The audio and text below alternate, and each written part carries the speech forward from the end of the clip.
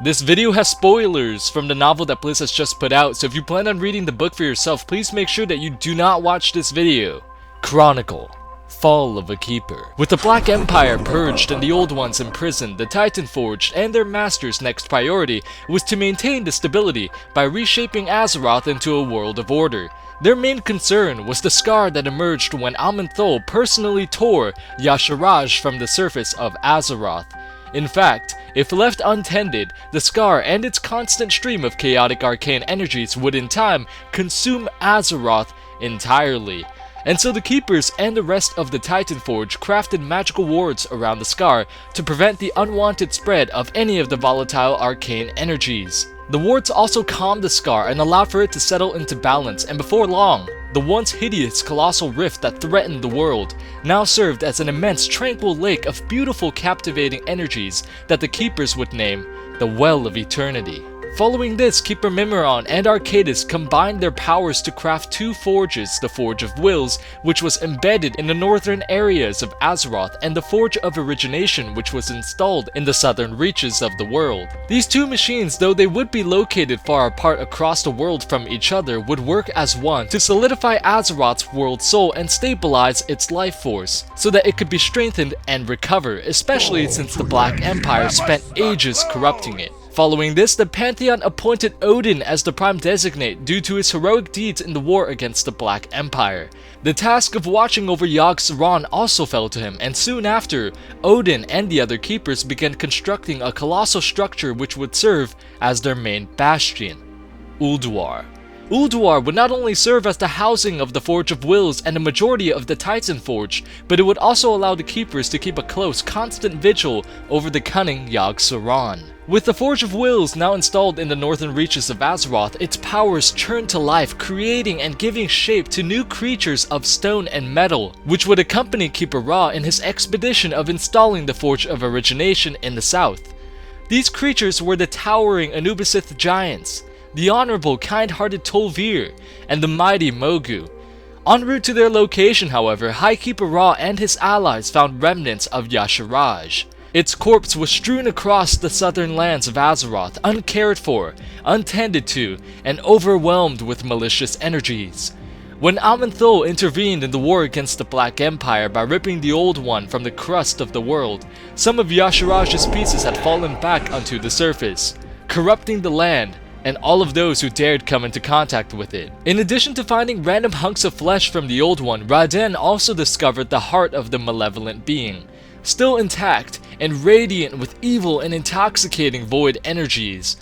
However, instead of destroying the hulking mass of diseased flesh, he and his servants believed that studying the heart of Y'Shaarj may help them understand the nature of the old gods and the other void entities, and so Ra built a vault to contain the remaining piece of the Old One and neutralize its evil. He then tasked the indomitable Mogu to watch over the structure, where they would stand guard and protect not only the incredible vault and the horrors that it contained from within, but where they would also care for the surrounding land as well. Satisfied and confident in the Mogu's ability to safeguard the heart, Ra and the rest of his companions then journeyed west, where they embedded the Forge of Origination within the lands now known as Uldum. Quite soon after the machine turned to life, Ra immediately sensed both forges working in synergy with one another, sending out healing waves and energies throughout the entirety of Azeroth. But whereas the Forge of Wills served as a way of shaping and giving new life to creatures, the Forge of Origination had the power to take life away from Azeroth's sentient beings. In the event that Azeroth would ultimately succumb to corruption, such as in the era of the Black Empire, the Forge of Origination would be activated to eradicate all life within Azeroth, allowing it to start anew without being tainted by malign entities from the void. Now with both forges working in unison, the Titan Forge then moved to reshape Azeroth into an image of order and stability. The humble and tranquil Earthen who were born of the Forge of Wills moved to craft the mountains. The eccentric yet highly intellectual gnomes crafted by Keeper Mimiron helped build, maintain, and upgrade the Keeper's machineries. The fearless and mighty Mogu would dig out rivers and waterways of Azeroth. The fearsome Vrykul and loyal Tol'vir would be charged to safeguard the Keeper's holdings, and the towering stone and sea giants would roam Azeroth, lifting enormous mountain ranges and calming the fathomless seas. However, as the rest of the Titan Forge were shaping Azeroth, Keeper Freya set out to populate the world with organic life, and so she crafted an ever-shifting dimension of spirits and nature. An ethereal plane that acted as a mirror image of Azeroth that defied all mortal understandings and perceptions of reality. Within the plane, time and distance did not exist. For example, a day in the physical world could feel like days, weeks, years, and even decades within this ethereal realm, within the Emerald Dream. Freya then journeyed throughout ordered Azeroth, seeking out lands where the Well of Eternity's energies had massed, for these lands created optimal conditions for the shaping of nature. With the powers granted unto her from within the Pantheon, Freya molded life of immense diversity, seeding it across the entire world from the enormous crater of Ungoro to the vibrant lands of Sholazar, and stretching even to the far lands of the Vale of Eternal Blossoms. Creatures then began to emerge from the sites where Freya had done her works. Colossal yet kind-hearted animals known as the Wild Gods, which Freya adored and cared for as if they were her very own children. They followed her, loyally, life and force blooming in each of their footsteps as they wandered throughout the world, observing and rejoicing in the beauty that Freya had established upon Azeroth. But there was one place where the Keeper and the Wild Gods traveled to more often than any other, a beautiful peak which was known as Mount Hyjal. It was here where Freya bound the spirits of the Wild Gods to the Emerald Dream so that they would come to symbolize the life and vitality of Azeroth itself. In time, the Titan Forge brought order and stability to Azeroth's mainland, a continent that teemed with plants, life, and creatures of both organic and stone. As the Titan Forge observed and surveyed the world that they had shaped and the order that they had bestowed, they then named the enormous landmass Kalimdor, meaning the land of eternal starlight. Very much happy and pleased with the Keeper's loyalty and efforts in nursing Azeroth back to health, the Pantheon left their servants and ventured back into the Great Dark. Before they left, however, Aman'Thul created the celestial being known as Algalon the Observer to notify the Titans if Azeroth was once again corrupted or in grave danger. Should any of this happen, Algalon would then initiate a procedure that would activate the Forge of Origination, which would purge the world entirely of all life and corruption. Loken and Mimiron then crafted an enchanted set of artifacts known as the Discs of Norgannon, which would record and keep track of all history on Azeroth so that when the Pantheon returned, they would possess a record of what had transpired in their absence. With everything being taken into account, the Pantheon bade farewell to their beloved servants and disappeared once again into the stars. The Keepers, saddened by the departure of their loving makers, mourned and bore a heavy heart as they saw their masters withdraw from the heavens. But as sad as they were, they couldn't help but stand with pride, satisfied with the fact that they were bestowed with the honor of safeguarding the slumbering Titan. They vowed that to the end of their lives they would protect the ordered world from any potential corruption, so that when their masters would return they would be proud, knowing not only that their servants had taken vows to loyally safeguard the world from the evils of the void, but knowing that their servants had actually succeeded. Unknown to both parties, however, is that due to the events that will come to pass, the Pantheon would never return to Azeroth the way that they had left it. After the events between Sargeras and his titanic brethren, Norgannon managed to spare the Pantheon of complete obliteration by bending the raw energies of the universe to his will, weaving a protective shield around the Titan spirits and launching them into the cosmos. The spirits of the Pantheon eventually made their way back to Azeroth, where they slammed into the Keepers, their own creations. This event immediately overwhelmed and puzzled the Keepers. They witnessed fragmented pieces of memories from their masters, and the powers of the Pantheon flared into their minds.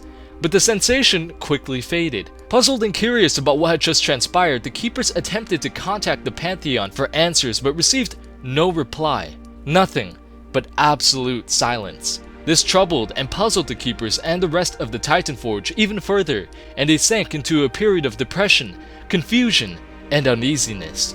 However, the cunning Old One that lurked below Ulduar sensed these emotions and used the absence of the Pantheon to devise a plan which would weaken the Keepers and ultimately allow it to escape imprisonment. Its first course of action was to corrupt the Forge of Wills and taint its creation matrix by plaguing it with a strange disease that would come to be known as the Curse of Flesh. From that point on, any Titan Forge created by the machine would fall victim to the curse, and some would even spread it to previous generations of the Titan Forge. Swiftly, yet effectively, the curse began to transform many of the Pantheon servants from beings of resilient metallic skin to beings of soft flesh and blood, beings that would pose little to no threat to Yogg-Saron. And so the Old One turned to the most vulnerable keeper to put his plan into action, Loken. Since Loken was the one that had been most troubled by the silence of the Pantheon, Yogg-Saron played off of the Keeper's emotions, manipulating him, toying with Loken's dreams and subconscious, fueling the fires of the Keeper's sadness, depression, and despair. Yet even though Yogg-Saron was attacking the Keeper in his most vulnerable state, Loken managed to resist the insidious whispers of the Old One. As time passed and Loken's despair grew ever more, he sought out comfort from a Vrykul woman named Sif, who was the wife of Loken's own brother, Keeper Thorim. He often met with her in isolation, sharing with her his dreams and darkest thoughts as well as his fears. She was the only one who knew of Loken's troubles. She listened intently, comforting him and assuring him that his fears would never come to fruition. In time, a secret and forbidden love emerged from the two Titanforge, which opened up a perfect opportunity for Yogg-Saron to further its plans. Yogg-Saron twisted and turned Loken's care and love for Sif into an obsession. A dangerous obsession that began to change who Loken was. He began to act in an unstable, erratic, and hostile manner, even going so far as to try and convince Sif to openly profess their love for one another, which she greatly opposed doing. For if the other Keepers and Titanforge knew of their secret affair, then the Keepers' unity would surely be destroyed. She then decided to break all ties with Loken, seeing now that if she were to continue down this path, then all-out war between the Keepers might ensue. Overwhelmed by feelings of anger, confusion, despair, and sadness, in addition to the thought of losing Sif, Loken struck out at her in a fit of rage and anger that killed her on the spot. Yogg-Saron's plans had worked. The Old One had twisted Loken's emotions so much to the extent of where it caused Loken to descend unto madness. Though ashamed and consumed by guilt at what he had just done, Loken made matters worse by lying to Thorim about the death of his wife. Instead of telling him the truth, a ghostly image of Sif appeared before him, and surprisingly, forgave him. She warned him that he needed to lie to Thorim and cover up the murder, for if Thorim discovered the truth about what had transpired, then the Titanforge would descend into civil war. This suggestion by Sif struck Loken as immoral and even evil, something that he had never known her to be or possess. He even sensed something strange in the vision, in her spirit. An unseen presence, a hulking darkness so familiar and yet so alien. However, he did as the vision suggested, for fear consumed Loken's thoughts, clouding his judgment and plunging him deeper into madness. Loken delivered Sif's body to Thorim within the Storm Peaks, informing his brother that she was killed by Arngrim, the king of the Ice Giants. Misled, yet driven by fury, Thorim made way to the lair of the Ice Giants and personally killed Arngrim as well as many of his followers. This event ignited a brutal war between Thorim's Stone Giants and Arngrim's Ice Giants. However, as blood spilled and conflict raged, Loken found himself still being accompanied by Sif's spirit. Her spirit seemed darker now, and her ideas were more radical, but Loken listened nonetheless, for he was far beyond his breaking point. She warned him that he had to build an army of his own by using the Forge of Wills, one mighty and large enough to protect Ulduar from the warring giants. He was even convinced to punish Thorim for starting the catastrophic war. He scolded his own brother for creating such a terrible rift between the Titanforge and claimed that if Sif were still alive, then she would look upon him in shame and embarrassment. Overcome with sadness and shame by what his brother had just told him, Thorim left Ulduar altogether and ventured deep into isolation. Loken then used his newly crafted Titanic army to crush the Ice Giants and to end the war once and for all. But through observing many battles, something strange captivated Loken's attention. There was a dark presence that afflicted his Titanic soldiers, the very same dark presence that he found within the image of Sif. Immediately, Loken called out to Sif once again for her advice and consultation, but she did not respond. All there was silence. The same silence that sparked the feeling of dread that led the Keeper to be vulnerable to the insidious attacks of Yogg-Saron. Yogg-Saron. Dread immediately consumed the Keeper as he realized that the image of Sif that he had been speaking to was not Sif at all. It was Yogg-Saron all along. Yogg-Saron that preyed on his vulnerability, Yogg-Saron that played off of his emotions, Yogg-Saron that killed Sif, and Yogg-Saron that ignited this horrific war between the giants.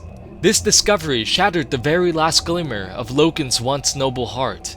The heroic and loyal Titanic Watcher that the Pantheon remembered him as was no longer there. Loken was now a broken shadow of his former self. He became worried and even obsessed with keeping everything that transpired a secret, even if it meant conspiring with Yogg-Saron. And so with one purpose and goal now set within his mind, he knew that the only way of keeping his wrongdoings a secret from his brethren and the Pantheon was to kill the remaining keepers and destroy all evidence of his selfish acts. By allowing these dark thoughts entry into his mind, Loken had broken every single pledge that he had made to the Pantheon, and had in his selfishness allowed Yogg-Saron to continue to play him as a pawn.